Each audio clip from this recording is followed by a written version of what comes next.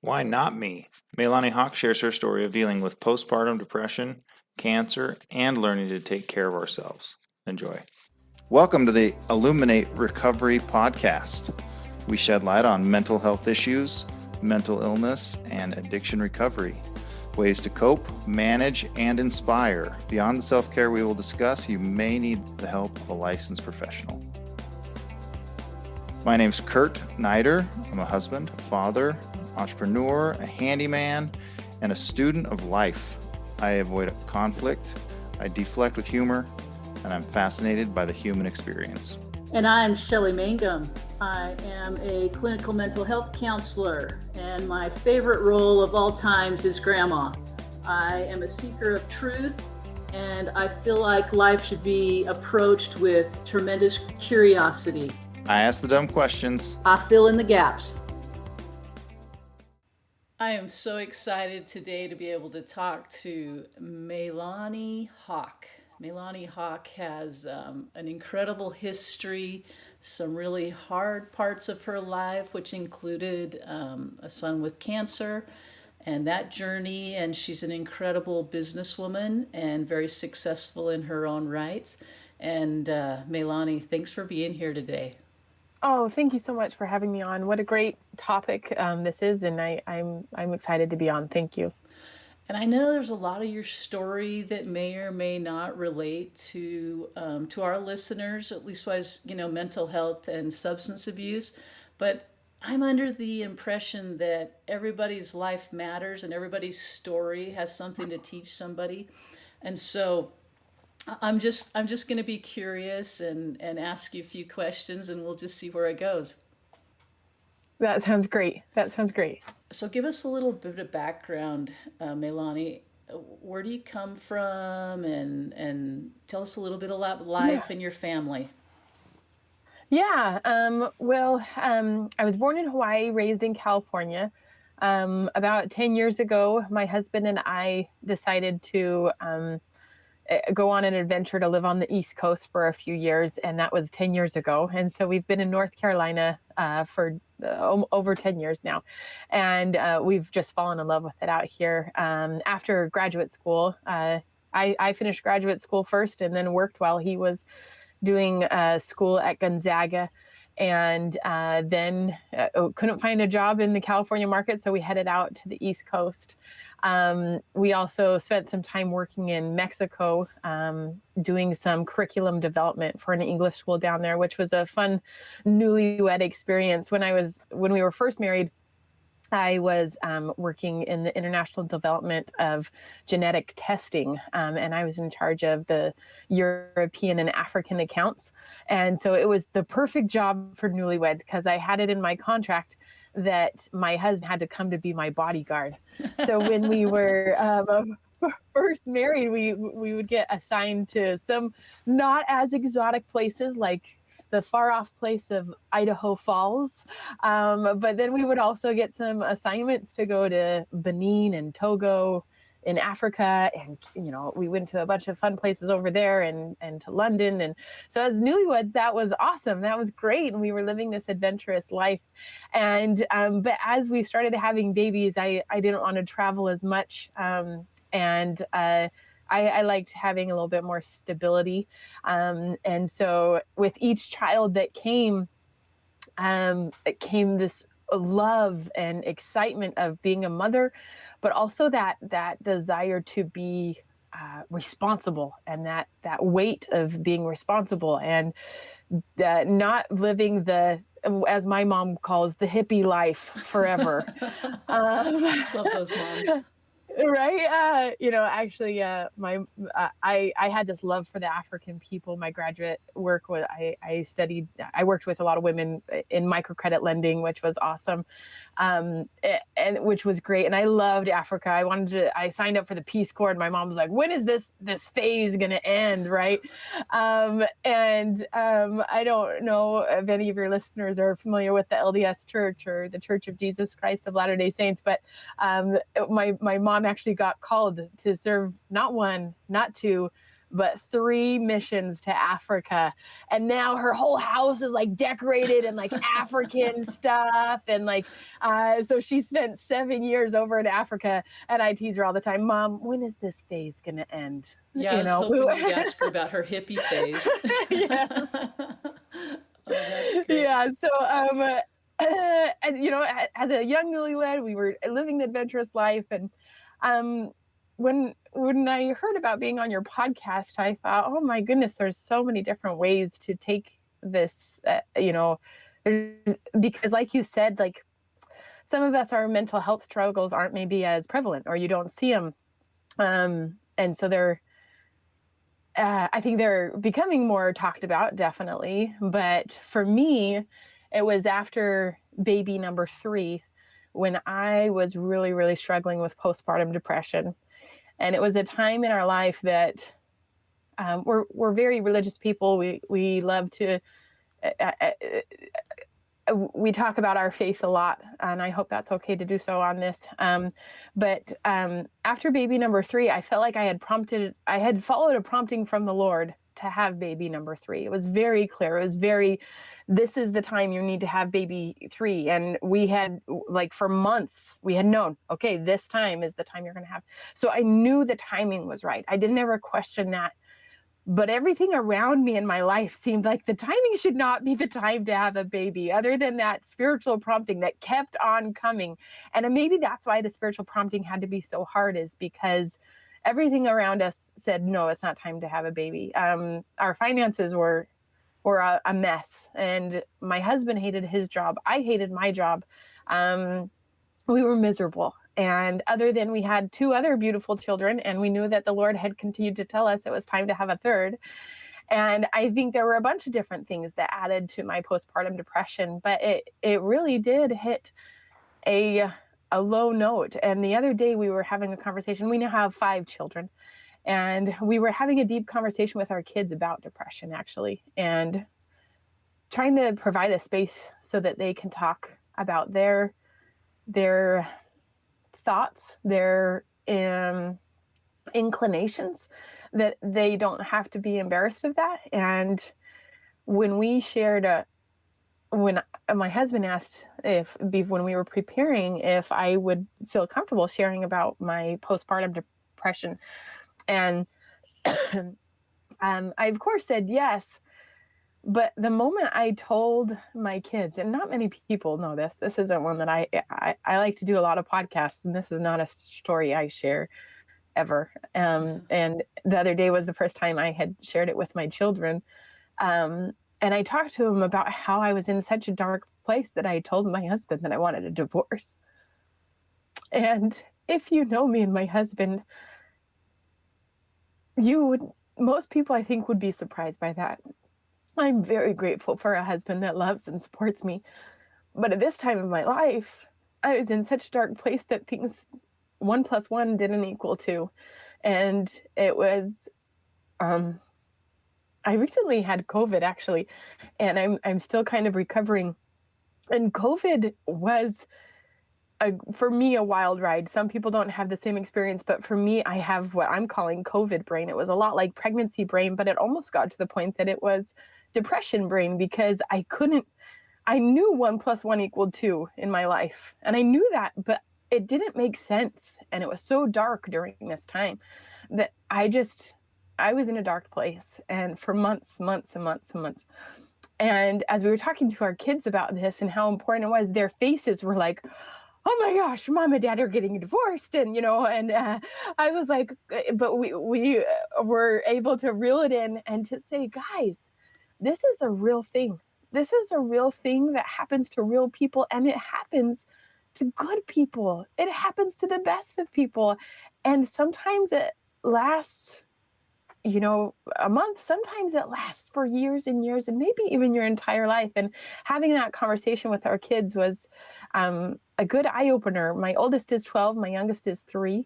And we talked about how it works in different ages and phases, and different things that bring it on. And anyway, so that's kind of my background. And if it's okay, I'd like to also share about that baby who later became our miracle. Is that okay? Yeah, that's okay. I'm curious how your kids, other than being, this fear of you guys, no, you're going to divorce. Oh no, I've never Yeah. had to think about that before.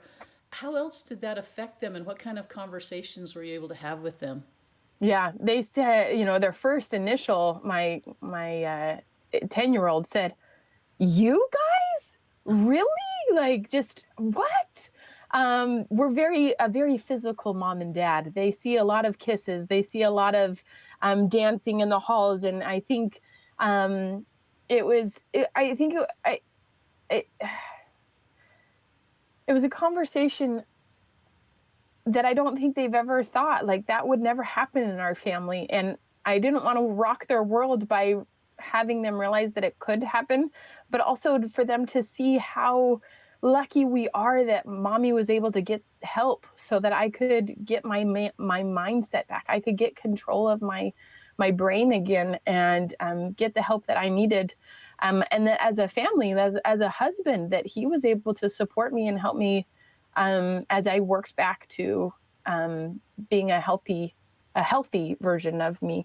But so we talked about it, and how that was now, oh goodness, 8 years ago, 9 years ago, and how I haven't had that thought since. In fact, we also took them to the house that we lived in during this time, and how this little house, and we talked about how at that time there were a lot of stresses going on in our lives, and but it was good for them. I think it was good. I hope I didn't scar them. I don't know.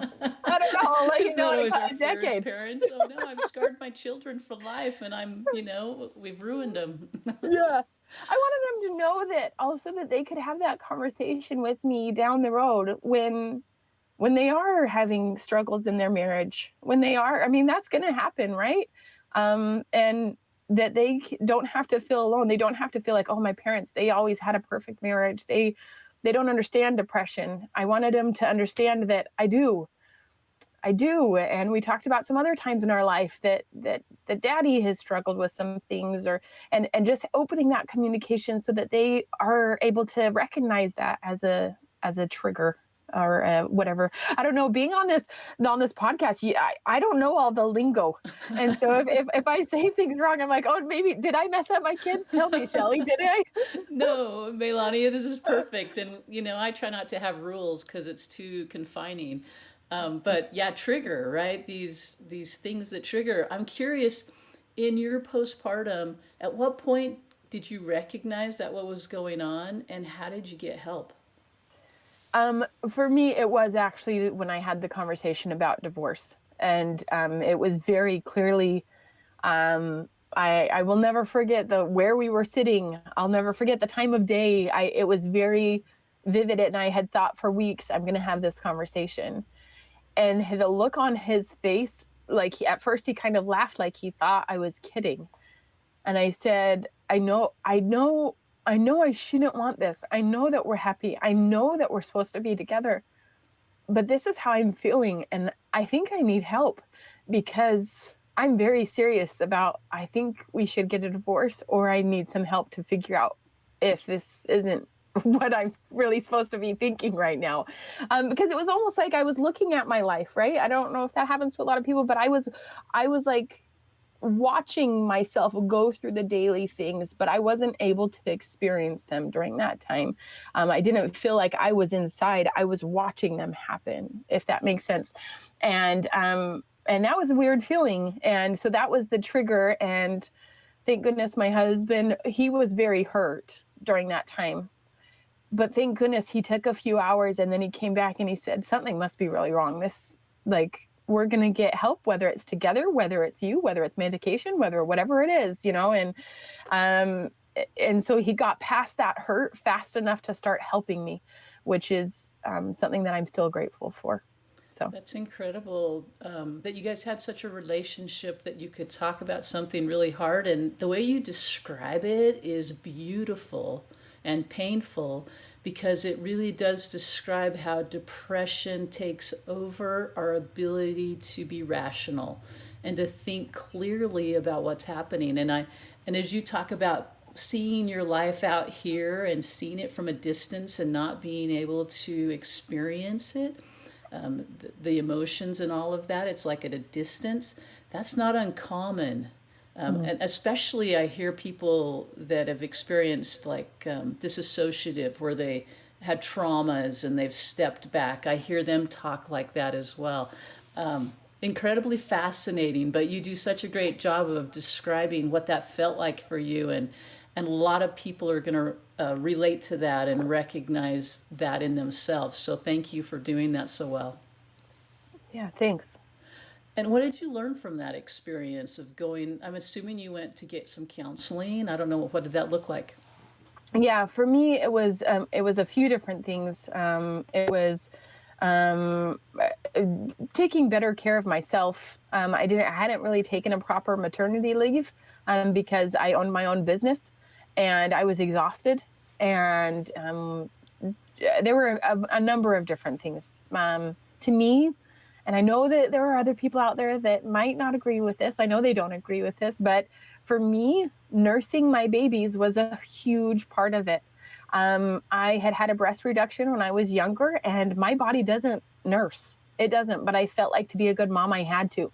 And so I stopped nursing immediately. That was what one of my doctors told me, because it was just adding a pressure of running my own business and having two other young kids at home and trying to nurse and trying to pump. And my baby was losing so much weight. I was slowly starving my baby. And of course, he was born at 10 pounds, 12 ounces, and that was hard to keep up with. He was a big old boy. And so that there were just a number of things that I had to start taking care of myself first. But the other thing that came from it, to be honest, is a fear of having more kids. And so I wasn't quite ready to put myself in a position that I could lose myself again. I really felt like I had lost myself, and I had to go on a journey to find myself again. And I was nervous about doing that again. Because I liked having control of my mind, and I liked being able to see light again, and colors again. And so, but it came time where, again, there was time to have another baby. When the next baby came around, again, very, very clear that it was time to have number 4. And it was when number 4 was 6 weeks old. And I was just really trying to take better care of myself that time so that I could stay out of this. So I wouldn't slip back into that. Hopefully that was my goal, my plan, taking good care of myself. But I felt this uplifting but scary feeling. I don't know if you've ever had that, where you know something big is coming in your life and you don't know if it's good or bad, but it's almost like this feeling of adrenaline of something is coming, and the Lord I felt like was preparing me for something. And I remember even going into Labor Day. Like I love Labor Days. I hate being pregnant, but I love Labor Days. And going into Labor Day and like seeing the little bag of goodies and water squirters and Tux pads. Like I was even excited by my goodie bag. I'm like, whoa, like we're about to do this. Like I was excited. I think you might have thrown some people off when they were thinking Labor Day like the holiday, and you're like, no, Labor, we're going to have this baby. This is, I call my Labor Days, my baby days. But I just remember being so excited, and something I could feel it. It was tangible of how I could feel that something was coming for our family. And at this point, I had a different job that I liked a little bit better. I liked a lot better, but it was still very busy. And so I was like, by Labor Day, by baby delivery day, I wasn't as scared about the postpartum. I was like, I've got this. Like, I'm going to take better care of myself. And then it was when that baby was 6 weeks old that baby number 3 was diagnosed with brain cancer on his 2nd birthday. And at that moment, my whole life changed. Our family's life changed. And I remember being in a dark hospital room because of his brain surgery.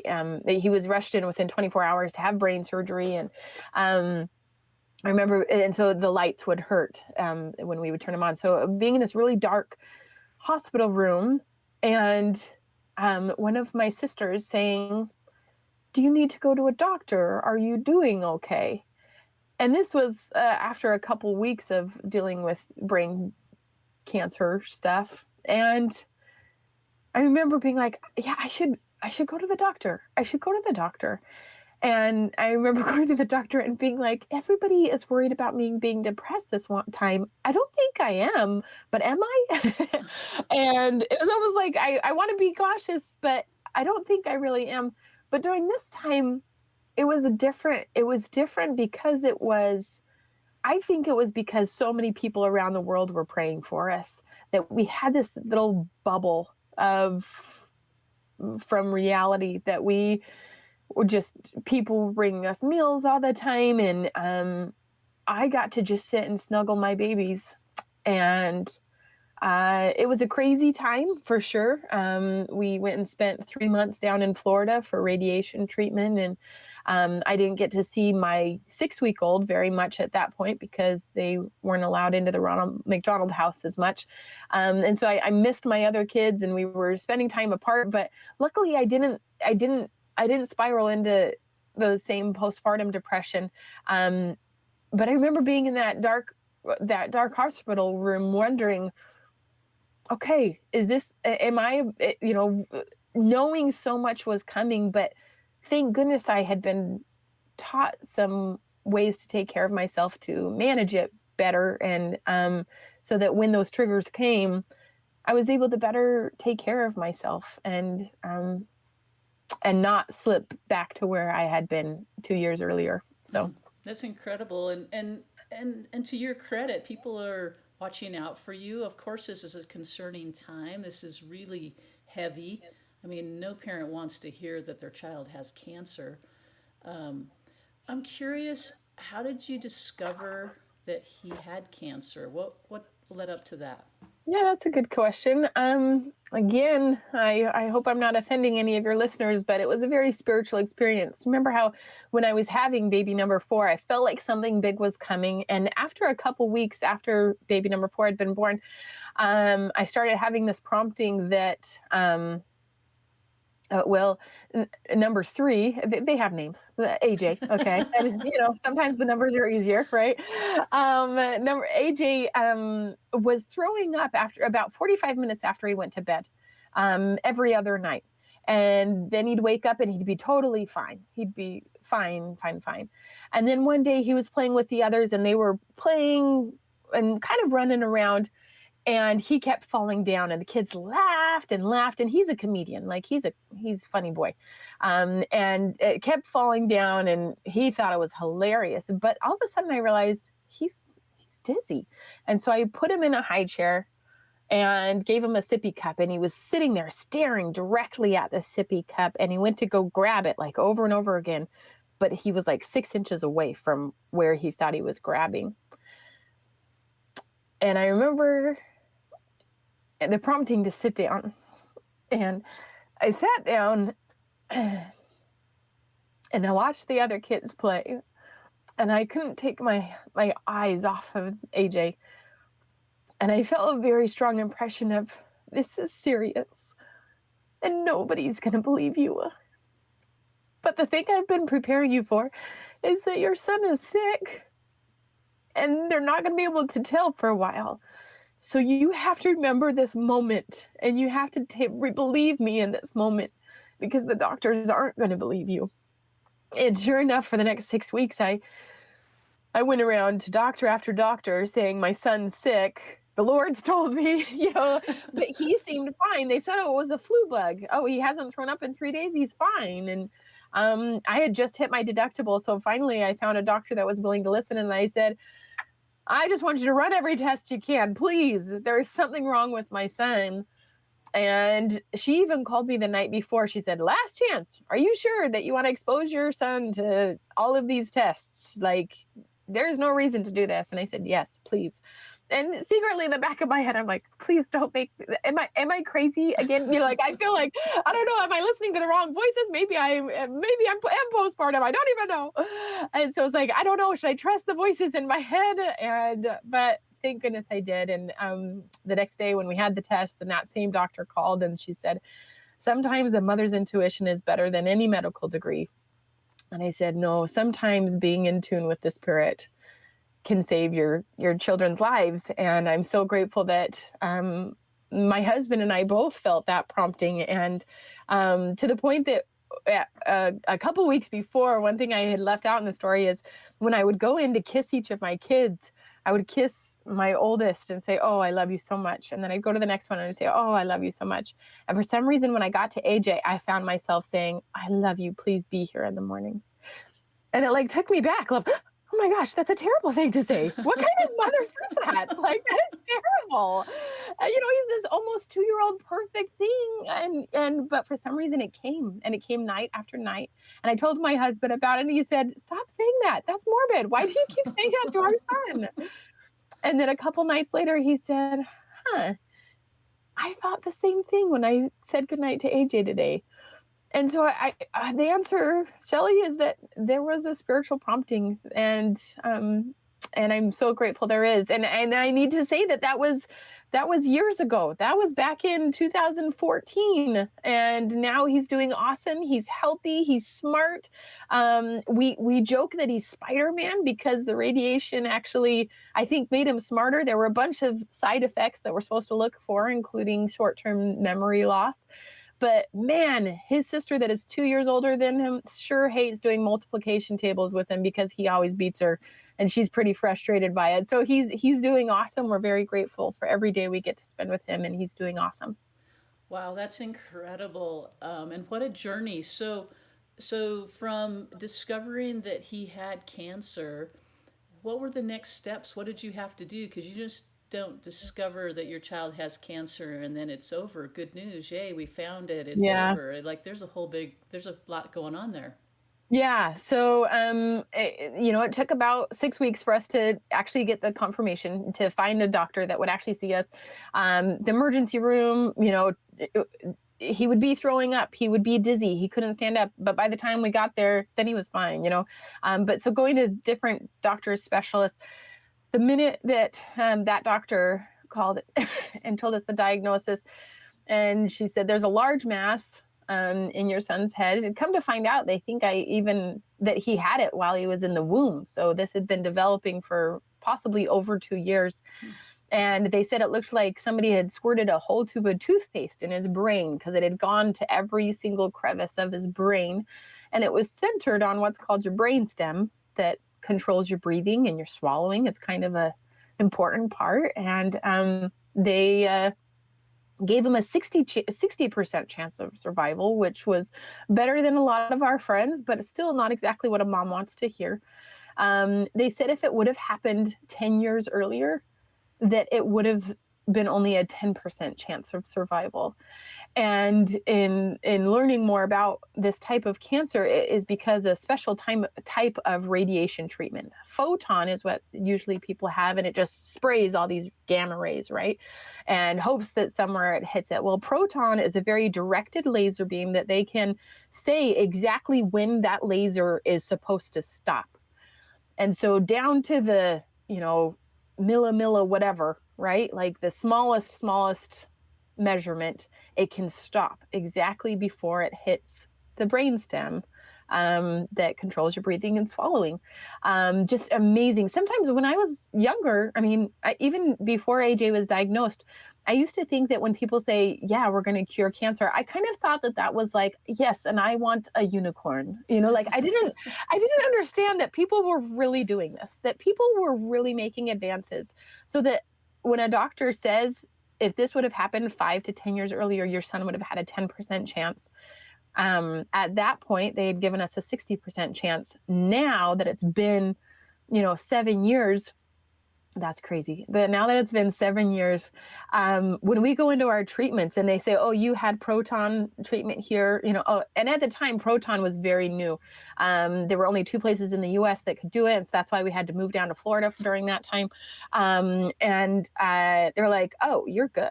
Like, oh, you've had proton. Like, it's amazing that in that short time frame of, 15 years, that for this type if of using proton radiation treatment on your ependymoma brain cancer, it has almost cured this type of cancer, which I think is so amazing and cool. So yeah, he was diagnosed.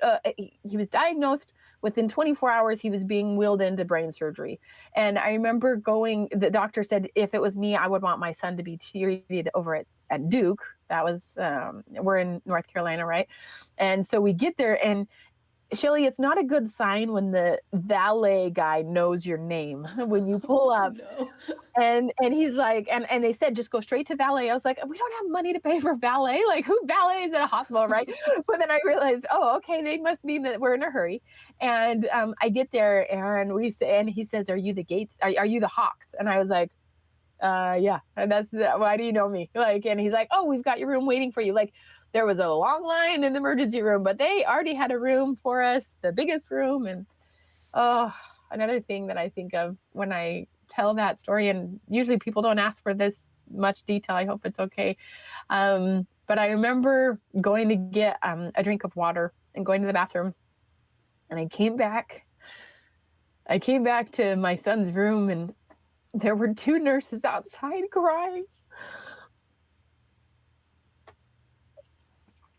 And I realized they were crying because my son didn't have a great prognosis at that time. This was before brain surgery. And so at that time, the prognosis wasn't 60%. And these two sweet nurses who every time they came in, they were a ray of light and sunshine, but they were holding and embracing right outside the door. And I remember thinking, oh, they're so sad. I wonder why they're so sad. And they didn't know it was me. And they said, he's just so beautiful. And he is, guys. I knew at that time he really was. Again, he was born with these amazing cheeks at 10 pounds, 12 ounces. And he had, as a 2-year-old, he was this beautiful, blonde, big cheek boy that just everybody fell in love with. And I remember thinking, this is serious. This is really serious. And I decided to wait for a second because I didn't want to make them feel awkward, but I'll never forget, first off, how amazing those nurses are. And I will forever have an appreciation for healthcare workers and nurses for being able to come in and turn that love and that light on as soon as they came in our room. But to see them aching out in the hallways, whew, that was something else, to see it a little bit from their perspective. And so within 24 hours, he had brain surgery, and we're so grateful that we had a miracle brain surgeon that was able to help our boy, and then thankful for proton radiation that helped seal the deal. So, well, and I'm just going to make a comment about these nurses, because I'm just going to say the culture of that hospital had to be such that it was okay for them to express that emotion together. That's new, right? That kind of culture has not always been around. And kudos to them, because, here they can process that together and they can express it, and then they can still turn on that sunlight and that love and go in and do what they need to do for those clients or those patients. Yeah. Yeah.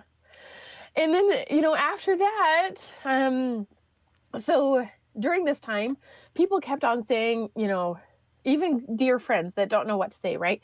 They said, do you just ask, why did this happen to our family? Do you just think, why us? Why me?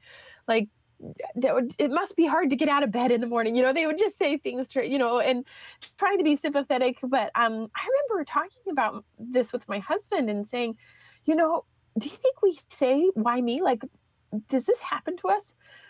And thank goodness to all the prayers that were going our way at that time. But instead, we said, no, it's actually the opposite. We think, why not me? And why not us? Why not our family? Because for us, we truly believe that there is some higher power, whatever that is for you.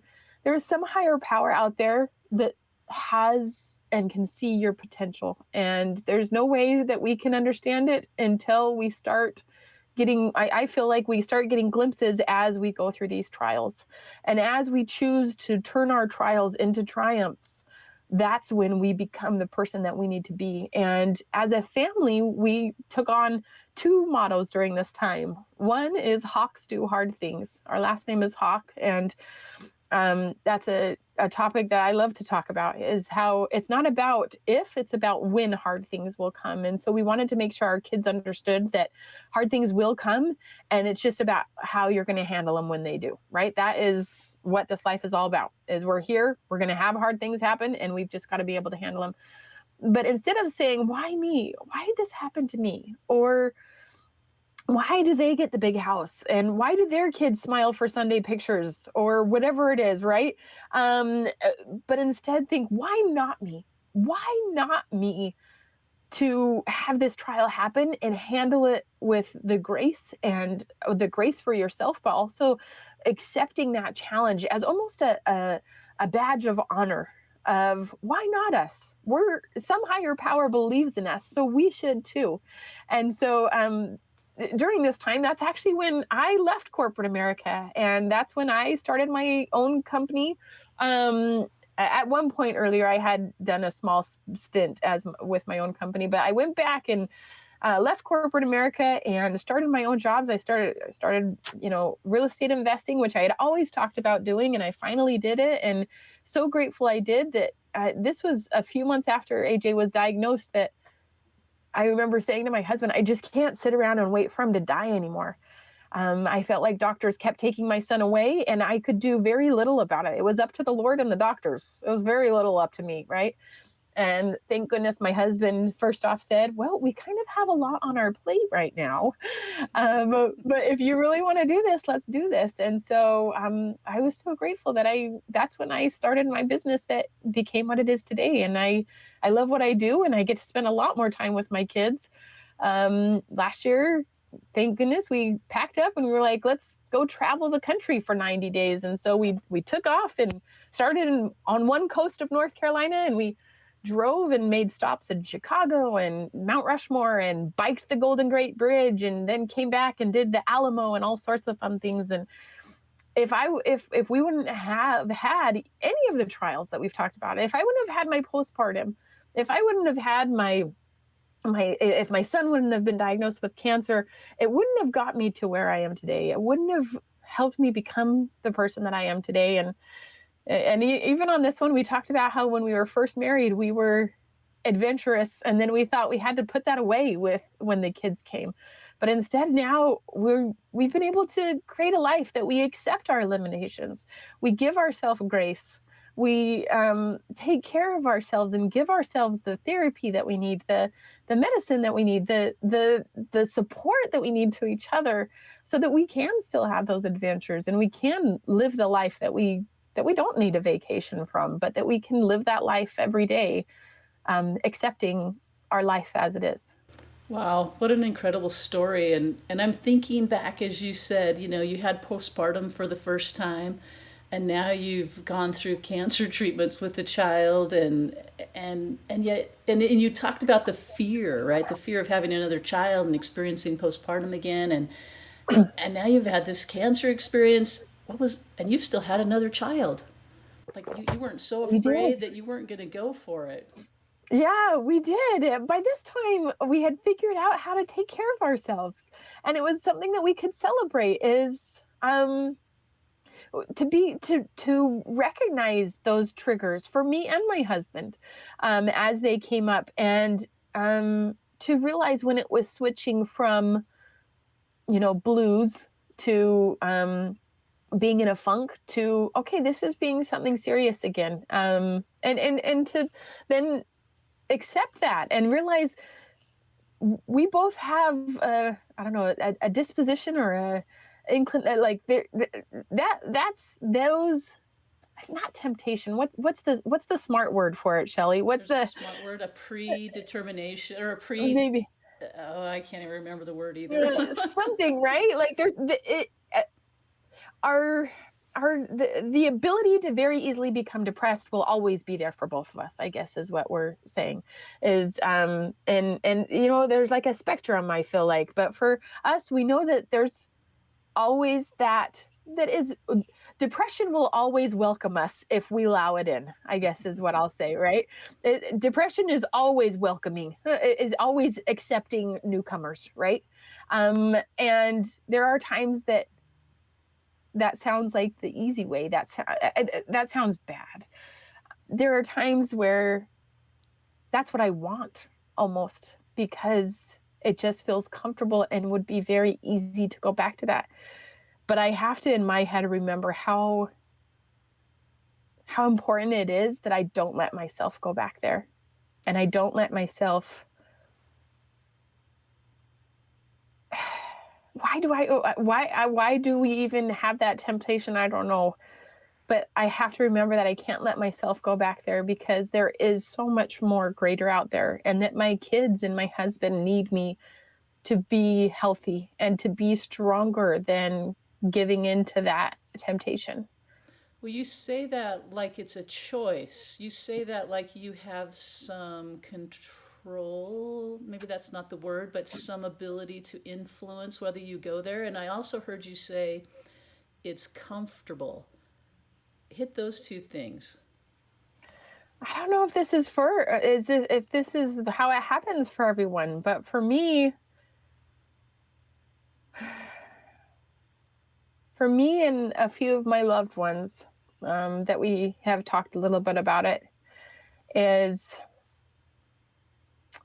that it's not a complete choice, right? It's not a complete to knock depression out of my life completely, because it will always be there. It will always be in the background wanting me to just embrace it, right? At least that's how I picture it. That's how I picture it. But choosing not to open that door, and every day to choose, why not me to be amazing? Why not me to be happy? In fact, if it's okay, I'll share a story. I'm one of 6 kids. I was, the hippie. I was I have 4 sisters. They were cheerleaders and they were peppy and fun. And I loved sports. I loved to play basketball. I was on the golf team. I loved sports. I was very different than my older sisters. My oldest sister, if you meet her, it's kind of like meeting a Disney princess, that you kind of wonder if she can always really be that happy. And she just is boisterous and lovable and just so happy all the time, and everything talks in a voice that is just like a cartoon character.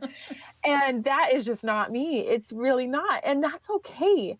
But I remember going to the grocery store, which is her happy place. She loves the grocery store. I do Walmart pickup. She loves, why would you ever do that? You don't get to go see the people at the grocery store. I'm like, I don't want to see the people at the grocery store.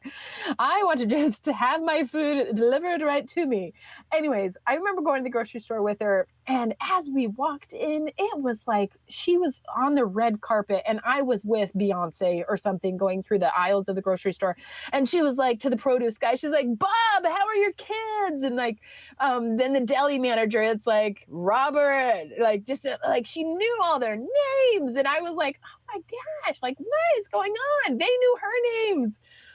And then I realized as we were going through aisle by aisle that I was like, man, that would be kind of cool to be like that, right? Like, wouldn't that be cool to be like Charisse? Like, she's always just so happy and lovable and boisterous. And we got to the checkout, and I remember she said, Sarah, you must be new here. I've never seen you here.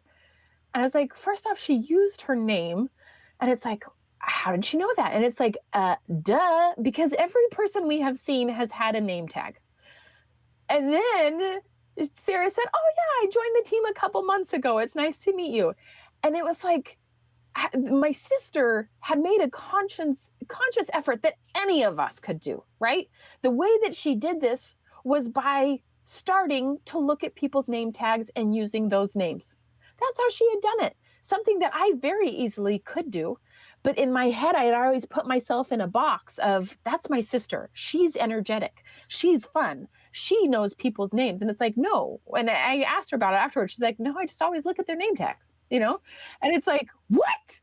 I could do that. I think I could do that, And so instead I'm thinking, oh, why me? Like, why is my sister so fun and energetic? Why is she like that? It's like, you know what? What could you do today to make that a part of you? Why not you to be the Beyonce of the grocery store? Why not you to very slowly baby step to whatever it is that you think, oh my gosh, I can't even do that. There's no way. There's no way that 10 years ago, especially, postpartum Lonnie, hospital mom Lonnie. There's no way. So my name's Meilani, but I call myself Lonnie. We're on a like short term, like short name basis, me and myself.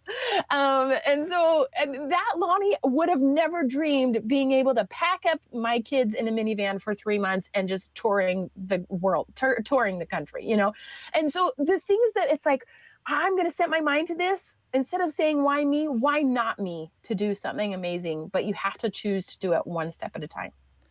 Well, and I love your approach, and in your dark moments of certainly it's going to be harder to go, why not me? I'm in for this ride. I want this ride, because we don't want to sit in a hospital room with our little 2-year-old and watch him go through all of that. I'm imagining him getting radiation treatments like you talked about. They would have had to put him out. They would have had to hold him perfectly still, and you didn't get to go in with him, and the agony, the agony that a mom can feel and a dad can feel during those moments, right? And here you are going, why me? There's times I'm sure you had a hard time with why me. But I love this concept of, and this is my words, I can't grow if I'm not being challenged. If this isn't hard, then I'm not going to get where I need to go or where I might want to go, even if I don't know it.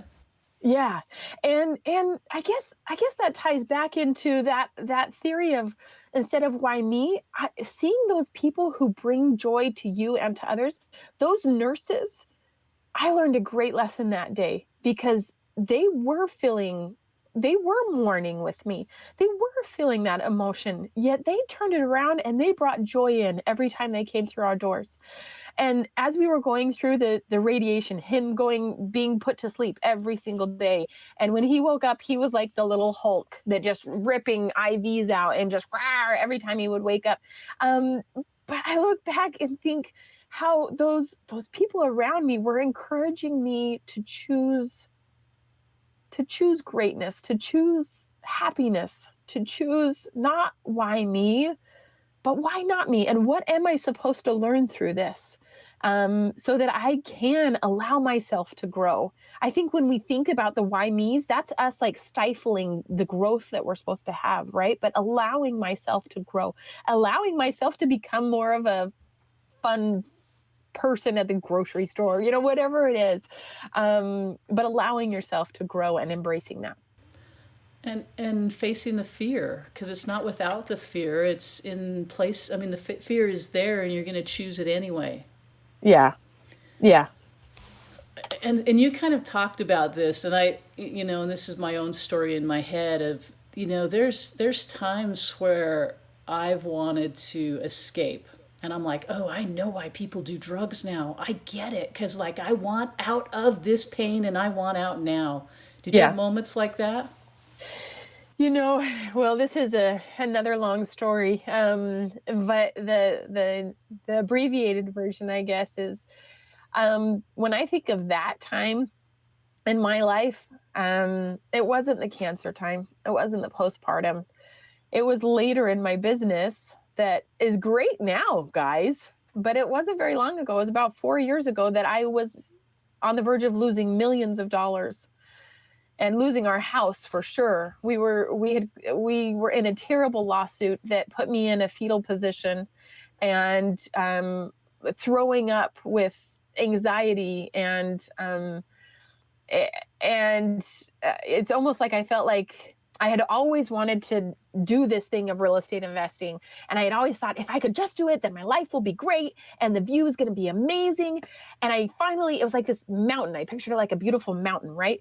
And if I could just start climbing it, then man, the view was going to be great. And then it took cancer to get me to start doing real estate. And I was climbing the mountain and we were winning awards and we were making a bunch of money, which was awesome. But then this year was terrible. There were just a bunch of different things that happened this year. Millions in debt and terrible lawsuit. It was terrible. And I felt like it was like an avalanche of this mountain that I had always wanted to climb. And as I'm digging myself out of the avalanche, and after the lawsuit is coming to a close and trying to figure out what I should do, I realized I had 3 options. I could either dig myself out and go back down to the bottom and just be like, you know what, forget this. That was way too hard. I don't want to do hard things anymore. But I was so scared if I went back down to the bottom of the mountain and just gave up real estate altogether that it would take me another 3 decades to get on any mountain ever again to try anything, even though that would have for sure been the easiest, So that was option 1, is to go back down to the bottom and hope that someday I find a mountain that I want to get on again. 2 was to dig myself out and try to go back to the top. I mean, I'm not going to say I was like the best real estate investor ever. I wasn't at the top, but I had gotten a view of the top. And I could do that, but I had realized, you know what, I don't even think that view was really what I thought it was going to be. And thank goodness I realized that there's always a third option, that avalanche that comes on you, it always forms a bridge to somewhere. It always does. And for me, I realized that it had formed a bridge that I could walk out on this bridge that had formed. It could have only formed if the avalanche happened. And because the avalanche happened, I can walk over this bridge. For me, that was short-term rentals. I run Airbnbs. I coach people on Airbnbs, or just short-term rentals or corporate housing or luxury rentals or vacation rentals. And so for me, that bridge was in the real estate family, but I would have never thought that was for me until after my avalanche. And as I start on that bridge, I realized there's this whole valley, this whole view of all these other mountains that I can start hiking now. But I would have never discovered those if it wasn't for my avalanche. And so for me, that was a time where I look back and I think, oh man, I was so close to climbing down the mountain and giving up completely. But I'm so glad I didn't. I'm so glad I chose to take the bridge.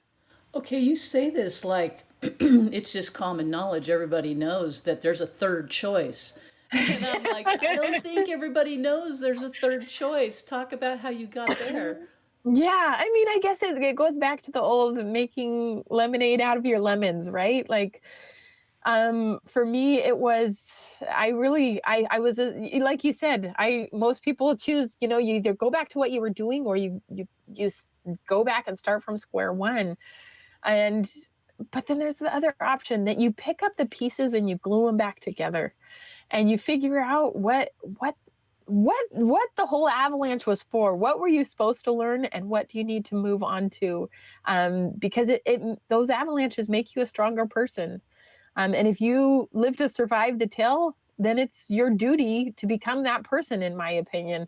Otherwise, man, what was the point of it? If you're not going to learn from it and grow from it and then figure out a way to share it with others, what was the point?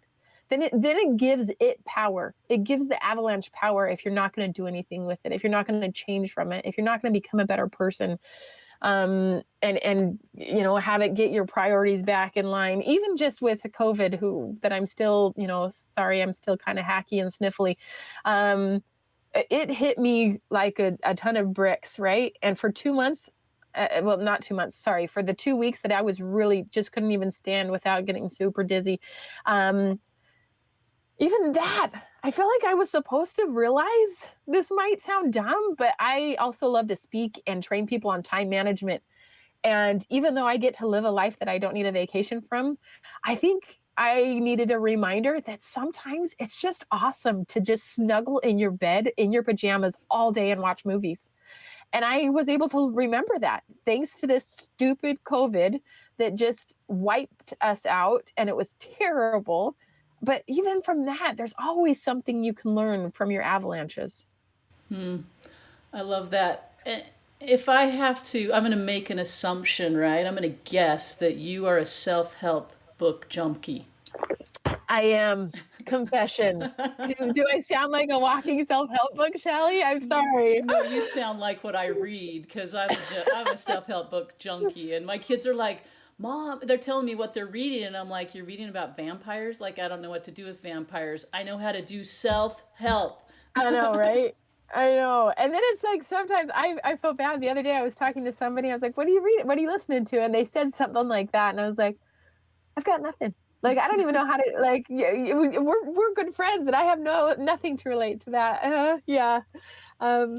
Yeah. Always been a little bit more into the self-help than the fantasy world. Okay, so I want to ask you, what's your number one, number two self-help, like the book you always go back to? Oh, I would say like one that I read every year. Just read it. I have a accountability group that it's really a book club that we do self-development. Just read Eat That Frog, which is like the super easiest read, under 3 hours. It's definitely an airplane read, but Eat That Frog by Brian Tracy. I love Essentialism. That's one that I read all the time. By Greg McEwen. Those are my two that I try to read every single year. It always reignites me to set goals and to make sure that I'm doing the things that actually matter, that I've got my big rocks in place first, right? That's Stephen Covey 101, that you've got to put your big rocks in first before you put the sand.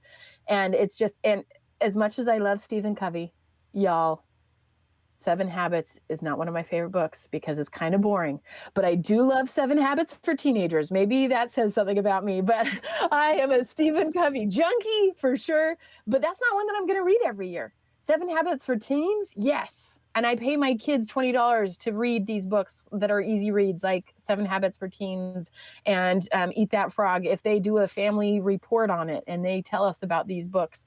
And so, yes, it is pure bribes. I'm sorry if people listening think that's terrible, but I do bribe my kids. And I like that they like to talk about these things. And they know when we talk about mindset and we talk about a growth mindset, that they know what those terms mean. And that they can, I don't care if they say, yeah, just like Carol Dweck said, like, I don't care if they say those kind of things, but I do care that they understand that they can choose who they are, that they can have a mindset that can determine where they need to be and where they need to be headed. And that there is more out there than what they currently are. And it's their calling in life to become the person that I see in them and that the Lord sees in them. Oh, I love you and I could be best friends. I'm pretty sure of that because, and I love bribery, right? I would bribe my kids, but they got really smart and they're like, Mom, I don't want your money. I'm not doing it. I'm not going to do it. Man, I haven't had one of those yet, but I fear that number 4 might be that. So wish me luck. Yeah. Well, it increases. See, now why not you? Because it definitely makes you step up in your parenting skills to try and figure out that child that's different than everyone else. Yeah. It's fantastic. Well, we could talk for hours and hours, and we might have to someday, but thank you for coming and sharing these ideas and sharing, what brings you strength and the heart. And I'm super inspired. So thank you. Thank you, Shelly. Thank you so much for having me on. It's been a pleasure. The Illuminate Recovery Podcast is brought to you by Illuminate Billing Advocates. Make billing and collection simple with leader in substance abuse and mental health billing services. Verification and analysis of benefits, pre-authorizations, utilization management, accurate claim submission and management, denial and appeal management, and industry-leading reporting. Improve your practice's cash flow and your ability to help your clients with Illuminate Billing Advocates.